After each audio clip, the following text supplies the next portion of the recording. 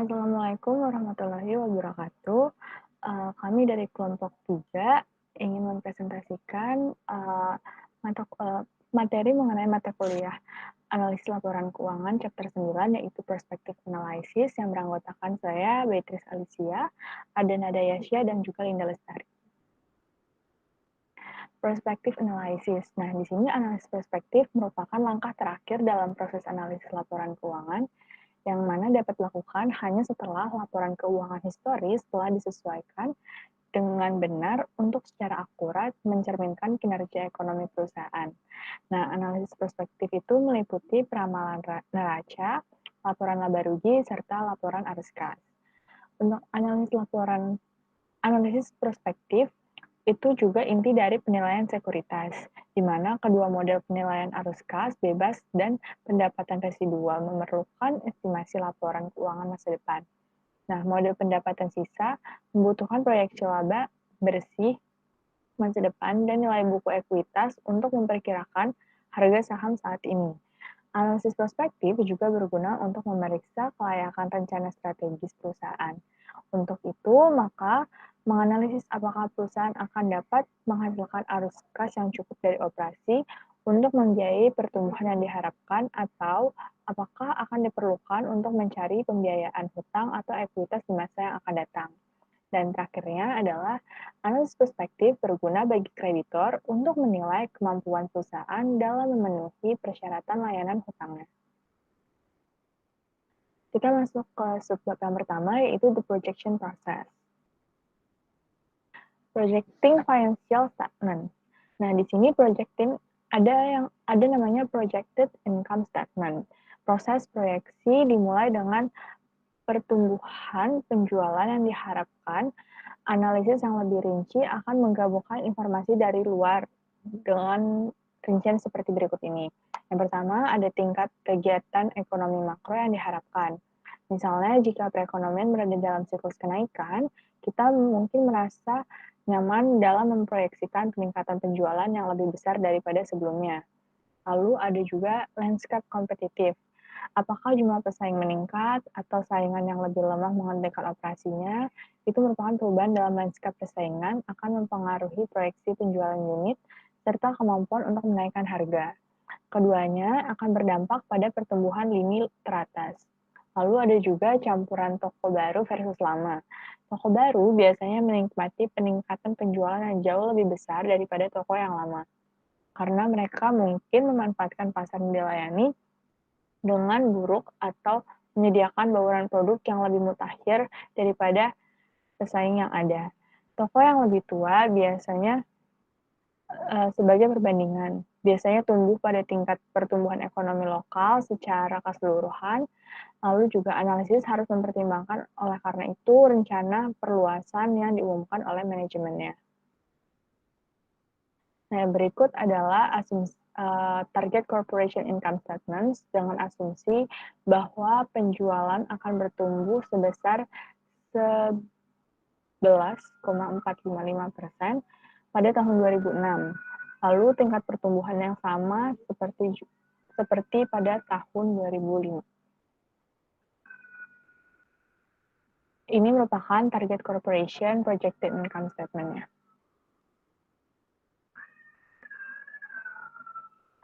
Ini merupakan step penghitungan dari kedua perhitungan di atas.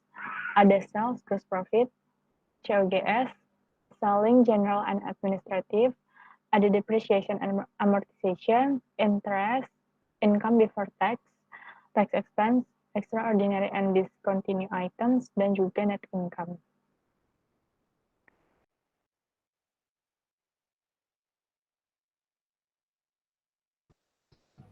Lalu ada projected balance sheet. Nah, di sini ada ilustrasi dari target corporation projected balance sheet. Di sini ada data-datanya dari 2005 dan 2006. Lalu jadi tadi kan ada juga forecasting step-nya. Nah, ini merupakan perkiraan yang melibatkan langkah-langkahnya. Yang pertama, proyek aset lancar selain uang tunai menggunakan proyeksi penjualan atau harga pokok penjualan dan rasio perputaran yang sesuai seperti yang dijelaskan di bawah ini. Yang kedua, peningkatan PP dan E proyek dengan perkiraan pengeluaran modal yang berasal dari historis atau informasi yang diperoleh di bagian MD&A dari laporan tahunan. Yang ketiga, proyek kewajiban lancar selain hutang menggunakan proyeksi penjualan atau harga pokok penjualan dan rasio perputaran yang sesuai seperti yang dijelaskan di bawah ini. Yang keempat, dapatkan jatuh tempo saat ini dari hutang jangka panjang dari catatan kaki hutang jangka panjang. Yang kelima, asumsikan hutang jangka pendek lainnya tidak berubah dari saldo tahun sebelumnya, kecuali mereka telah menunjukkan tren yang nyata. Keenam, asumsikan saldo utang jangka panjang awal sama dengan utang jangka panjang periode sebelumnya dikurangi jatuh tempo saat ini dari 4 di atas. Yang ketujuh, asumsikan kewajiban jangka panjang lainnya sama dengan saldo tahun sebelumnya kecuali kewajiban tersebut menunjukkan tren yang nyata. Kedelapan, asumsikan estimasi awal saham biasa sama dengan saldo tahun sebelumnya. Kesembilan, asumsikan laba ditahan sama dengan saldo tahun sebelumnya ditambah minus dari laba atau rugi bersih dan dikurangi dividen yang diharapkan. Ke-10, asumsikan akun ekuitas lain sama dengan saldo tahun sebelumnya kecuali akun tersebut menunjukkan tren yang nyata. Jadi jumlah langkah 3 sampai 10 menghasilkan total kewajiban dan ekuitas. Total aset kemudian ditetapkan sama dengan jumlah ini dan angka kas yang dihasilkan dihitung sebagai total aset dikurangi poin 1 dan poin 2. Pada titik ini, uang tunai akan menjadi terlalu tinggi atau terlalu rendah. Hutang jangka panjang dan saham biasa kemudian disesuaikan untuk penerbitan atau pembelian kembali yang disesuaikan untuk menghasilkan tingkat kas yang diinginkan dan untuk mempertahankan leverage keuangan historis. Penyesuaian ini menunjukkan tingkat pembiayaan yang dibutuhkan untuk mendukung pertumbuhan perusahaan. Di sini ada rumus dari account receivable turnover. Rumusnya itu sales dibagi account receivable balance. Nah, untuk projected account receivable itu rumusnya projected sales dibagi account receivable turnover rate. Stepnya yang pertama itu hitung receivable, lalu kedua inventories, yang ketiga other current asset, yang keempat PP&E, yang kelima accumulated depreciation, yang keenam net dari PP&E, yang ketujuh other long term asset, yang kedelapan accounts payable, kesembilan current portion of long term debt. Yang ke-10 accrued expense, 11 tax payable, 12 deferred income tax and other liabilities, 13 long term debt, 14 common stock, 15 additional paid in capital, 16 retained earnings, dan yang terakhir cash.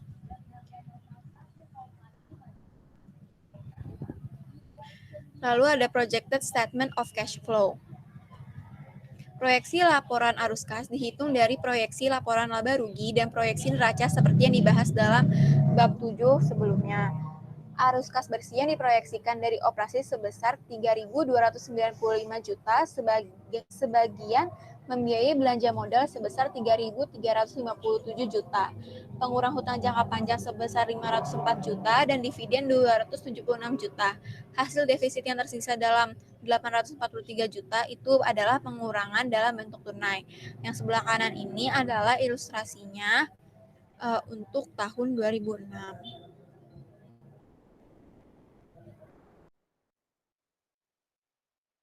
Lalu ada sensitivity analysis. Laporan keuangan yang diproyeksikan terutama didasarkan pada hubungan yang diharapkan antara laporan laba rugi dan akun neraca. Dalam contoh ini, kami menggunakan yang terbaru rasio karena operasi target cukup stabil dan kami mengasumsikan tidak ada perubahan yang signifikan dalam strategi operasi. Application of prospective analysis in the residual income value model itu seperti yang kami nyatakan di bawah ini, di awal bab ini, analisis prospektif adalah inti dari kesamaan analisis. Model penelitian pendapatan sisa misalnya mendefinisikan nilai ekuitas dalam pada waktu T sebagai jumlah nilai buku saat ini dan nilai sekarang dari semua yang diharapkan di masa depan pendapatan sisa. Rumusnya itu seperti di bawah ini, yaitu VT sama dengan BVT ditambah E E RIT tambah 1 dibagi 1 plus K kuadrat 1. Di mana BVT adalah nilai buku pada akhir periode T. RI T plus N adalah nilai sisa pendapatan pada periode T plus N, dan K adalah biaya modal. Pendapatan sisa pada waktu T didefinisikan sebagai laba kotor komprehensif, dikurangi biaya pada nilai buku awal, yaitu RL T sama dengan NIT dikurangi K kali BVT minus 1. Trend in value drivers. Model pendapatan sisa mendefinisikan harga saham sebagai nilai buku, ekuitas pemegang saham ditambah nilai sekarang pendapatan sisa yang diharapkan, atau RI, di mana RIT sama dengan NIT dikurangi K kali BVT minus 1. Pendapatan sisa juga dapat dinyatakan dalam bentuk rasio sebagai RI sama dengan ROET dikurangi K kali BVT minus 1, di mana ROE adalah NIT dibagi VVT minus 1. Formulir ini menunjukkan bahwa harga saham hanya terpengaruh selama ROE tidak sama dengan K. Dalam equilibrium, kekuatan kompetitif akan cenderung mendorong tingkat pengembalian ROE ke biaya, sehingga keuntungan abnormal bersaing jauh. Estimasi harga saham kemudian sama dengan proyeksi pengembalian ROE ke nilai jangka panjangnya, yaitu untuk perusahaan dan industri tertentu. Berikut adalah ilustrasinya. Grafik tersebut menyajikan nilai median untuk setiap portofolio. Dua pengamatan terbukti bahwa, pertama, ROE cenderung kembali ke equilibrium jangka panjang. Ini mencerminkan kekuatan persaingan. Selain itu, tingkat pengembalian untuk perusahaan yang paling tidak menguntungkan lebih besar daripada untuk perusahaan yang menguntungkan. Dan terakhir, tingkat pengembalian untuk tingkat ROE yang paling ekstrim lebih besar daripada tingkat pengembalian untuk perusahaan dengan tingkat ROE yang moderat. Yang kedua, pengembalian tidak lengkap. Artinya, masih ada perbedaan sekitar 12% antara perusahaan ROE tertinggi dan terendah. Bahkan setelah 10 tahun, hal ini mungkin disebabkan oleh dua faktor, yaitu perbedaan risiko yang tercermin dalam perbedaan biaya modal atau tingkatnya konservatisme yang lebih besar atau lebih kecil dalam kebijakan akuntansi. Yang kedua ada short-term forecasting. Short-term forecasting yaitu untuk analisis likuiditas jangka pendek. Salah satu alat yang paling berguna dalam peramalan kas jangka pendek yaitu perkiraan kas jangka pendek menarik bagi pengguna internal seperti manajer dan auditor dalam pengevaluasi aktivitas operasi perusahaan saat ini dan masa depan. Ini juga menarik bagi pengguna eksternal seperti kreditor jangka panjang jangka pendek yang perlu menilai kemampuan perusahaan untuk membayar kembali pinjaman jangka pendek. Analisis ini kami menekan perkiraan kas jangka pendek ketika kemampuan perusahaan untuk memenuhi kewajiban saat ini diragukan. Keakuratan perkiraan arus kas dibandingkan berbanding berbalik dengan horizon perkiraan. Semakin lama periode perkiraan, semakin kurang andal perkiraan tersebut.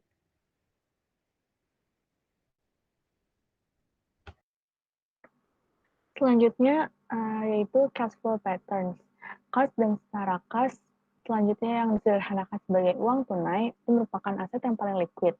Hampir semua keputusan manajemen untuk berinvestasi pada aset atau membayar biaya memerlukan penggunaan uang tunai yang segera.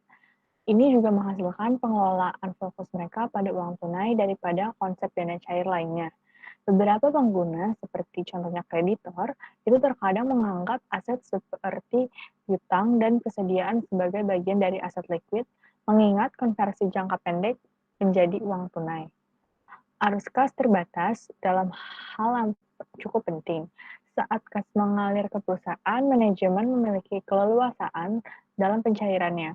Kebijaksanaan ini bergantung pada pengurangan pengeluaran seperti dividen, akumulasi persediaan, pengeluaran modal, serta pembayaran hutang. Arus kas juga bergantung pada kemampuan manajemen untuk memanfaatkan sumber seperti ekuitas dan utang. Dengan arus kas masuk tanpa komitmen, yang biasa disebut arus kas bebas, manajemen memiliki keleluasan dalam penggunaannya. Ini merupakan uang tunai tanpa komitmen, yang mana menjadi minat dan kepentingan khusus untuk analisis. Lalu ada importance of forecasting sales. Keandalan ramalan kas bergantung pada kualitas ramalan penjualan, dengan beberapa pengecualian seperti dana dari pendanaan atau dana yang digunakan dalam aktivitas investasi. Sebagian besar arus kas terkait dan bergantung pada penjualan. Peramalan mencakup analisis tentang yang pertama ada arah dan tren penjualan, lalu ada saham, kondisi industri dan ekonomi, kapasitas produktif dan finansial, serta faktor kompetitif. Komponen-komponen yang yang disebutkan tadi merupakan penilaian yang berdasarkan lini produk yang berpotensi dipengaruhi oleh kekuatan yang khas pada pasar mereka. Lalu ada cash flow forecasting with pro forma analysis. Kewajaran dan kelayakan perakiraan kas jangka pendek berguna untuk diperiksa sarana laporan keuangan pro forma, rasio keuangan dan hubungan lainnya juga diperoleh dari laporan keuangan pro forma, dan diperiksa untuk kelayakan terhadap hubungan historisnya. Perbandingan ini harus mengenali penyesuaian uang untuk faktor-faktor yang diperkirakan apakah akan mempengaruhi dalam periode perkiraan kasnya.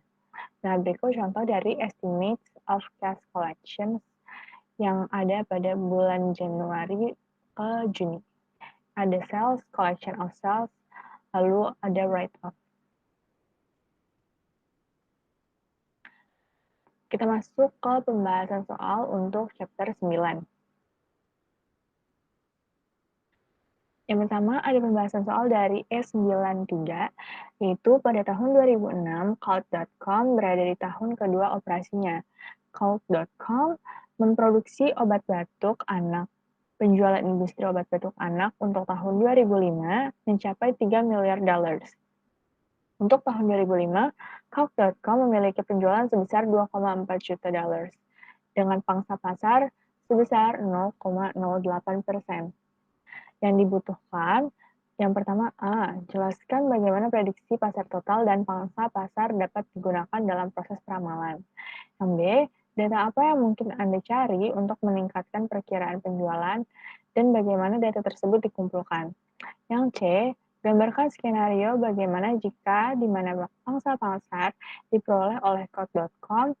Yang pertama, 1, jika 5% lebih besar, dan 2, 5% lebih buruk dari perkiraan pangsa pasar yang sudah ditentukan, yaitu 0,08% dari penjualan industri tahun 2006 yang diharapkan sebesar $3,2 miliar. Yang D, untuk masing-masing dari dua skenario terpisah, gambarkan analisis dari bagaimana jika ketika total penjualan industri diharapkan sebesar $3,2 miliar, yaitu yang pertama 10% lebih besar, dan yang kedua 10% lebih buruk dari yang diharapkan. Lalu untuk solutionnya, yang A itu dia menggambarkan bagaimana prediksi pangsa pasar dan total penjualan pasar dapat digunakan dalam proses peramalan. Nah, contohnya ini, jika seorang analisis memprediksi bahwa yang pertama, Call.com akan mempertahankan pangsa pasar sebesar 0,08% untuk obat batuk, dan yang kedua, total penjualan industri obat batuk anak untuk tahun 2006 adalah $3,2 miliar, maka perkiraan yang masuk akal dari penjualan tahun 2006 itu adalah $2,56 juta. Ini dihitung sebagai pangsa pasar 0,08% tadi dikalikan dengan penjualan industri yang diharapkan sebesar $3,2 miliar. Nah, untuk solution yang B, semua data yang relevan harus dicari dengan tunduk pada pertimbangan biaya manfaat dalam prediksi penjualan, serta pentingnya penjualan untuk memprediksi kinerja keuangan dan kondisi keuangan tidak bisa terlalu ditekankan. Oleh karena itu, perusahaan menginvestasikan penelitian dan upaya yang cukup besar dalam memprediksi penjualannya. Mengenai jenis data apa yang harus dicari dan bagaimana mendapatkannya, itu dipertimbangkan nanti. Untuk memproyeksikan penjualan pengecer, analisis dapat mempertimbangkan untuk mengunjungi gerai yang menjual produk pengecer dan mengamati pola pembelian pelanggan dibandingkan dengan pola yang diamati untuk produk pesaing utamanya. Lalu kegiatan ini dapat dilakukan dengan menggunakan observasi anekdotal atau menggunakan sampling statistik formal tergantung pada kebutuhan akurasi yang dirasakan oleh analisis. Nah, selain itu juga analis dapat mencari informasi dari orang dalam melalui wawancara atau interpretasi, pengungkapan formal atau informal yang dilakukan oleh perusahaan. Analis juga dapat meninjau strategi perusahaan dan tren industri. Prediksi yang baik melibatkan lebih dari sekadar model yang canggih.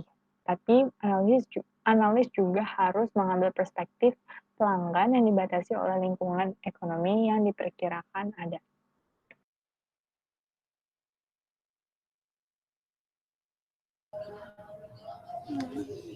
Yang C, dengan mengandalkan prediksi total penjualan industri tahun 2006 sebesar 3,2 miliar dolar, penjualan Kaut.com diperkirakan sebagai berikut. Yang pertama, kondisinya pangsa pasar 2006 itu 5% lebih besar. Jadi perhitungannya itu 105% dikali dengan 0,08%. 105%-nya itu 100% ditambah 5%, 0,08%-nya itu dari soal. Dikali dengan penjualannya 3,2. Hasilnya 2,688 juta. Yang kedua, jika lebih buruk 5%, jadi perhitungannya 95% dikali 0,08% dikali 3,2 miliar.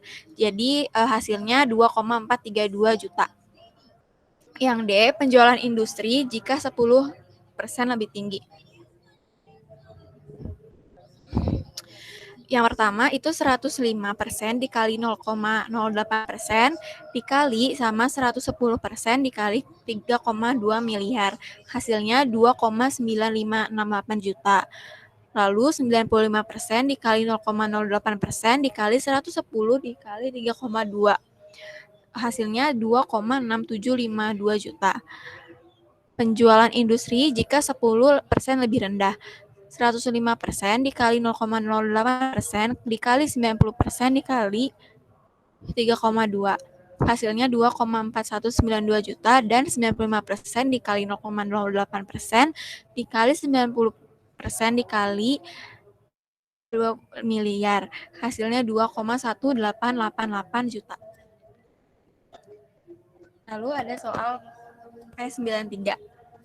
Laporan laba rugi komparatif dari neraca untuk Merck dalam juta dolar itu adalah, di sini ada year 1 dan year 2. Di sini income statement itu ada net sales, cost of goods, gross profit, selling general and administrative expense, depreciation and amortization expense, interest expense, income before tax, income tax expense, net income, sama outstanding shares.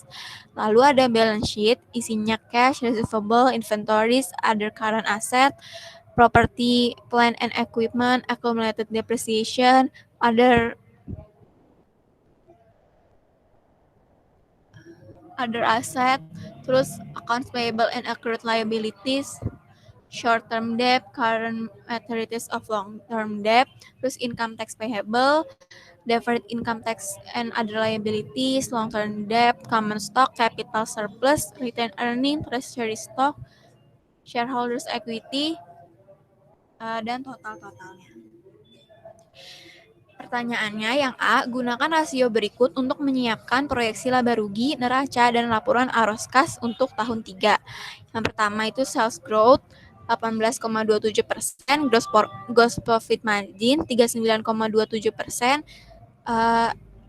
selling general and administrative expense per sales 13,69%, depreciation expense per prior year property plant and equipment 8,76%, interest expense per prior year long term debt 4,94%, income tax expense per pre-tax income 30, accounts receivable turnover 9,15, inventory turnover 8,10, accounts payable turnover 4,91, tax payable per tax expense 50,41%, total aset per stockholders equity atau financial leverage itu 2,35, dividen per share-nya $1,06, dan capital expenditures per sale-nya 9,04%.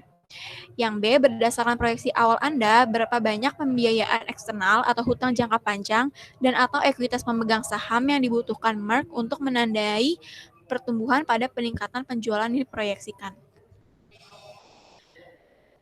Jawabannya, di income statement di tahun ketiga yang diestimasi itu net sales-nya jadi 56.435, lalu cost of goods-nya jadi 34.272, jadi gross profit-nya dapat 22.164. Lalu selling general administrative expense-nya 7.725, depreciation and amortization expense-nya 1.661, interest expense-nya 237, dapat income before tax itu 12.541. Income tax expense-nya 3.762. Jadi net income-nya 8.779 dan outstanding shares-nya ada 2.976.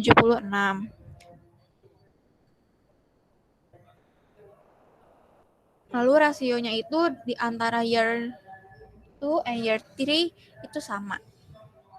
Terus di balance sheet, cash-nya ada 5.254, receivable-nya 6.168, inventory-nya 4.233, other 880. Jadi total current asetnya ada 16.536.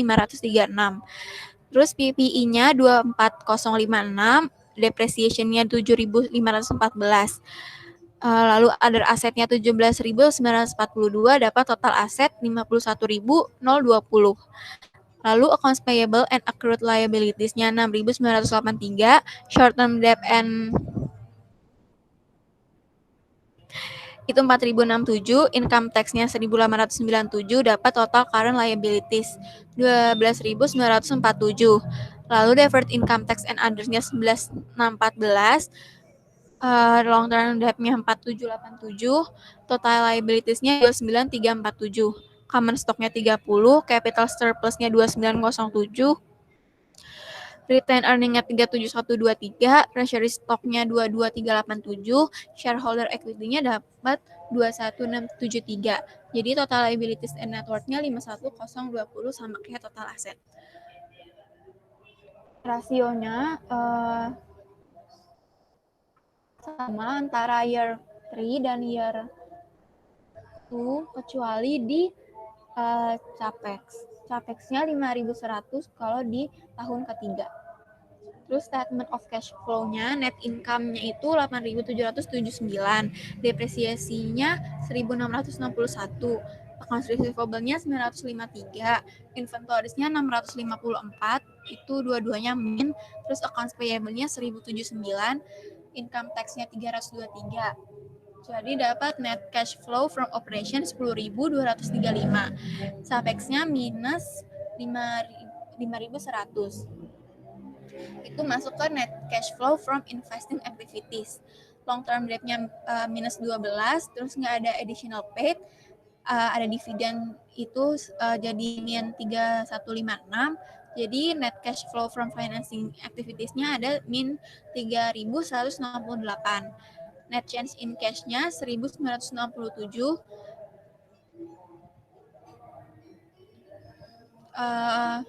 Dan beginning cash-nya ada 3.287. Jadi ending cash-nya 5.254. Yang B, berdasarkan proyeksi awal kami, tampaknya Merck akan memiliki kelebihan kas sebesar sekitar 2 miliar di tahun 3. Kelebihan uang tunai ini harus digunakan untuk mengurangi baik hutang maupun ekuitas untuk mempertahankan leverage keuangan historis. Berikut presentasi dari kelompok kami. Kurang lebihnya mohon maaf. Wassalamualaikum warahmatullahi wabarakatuh. Terima kasih Terima Pak kasih. Sepatu. Kata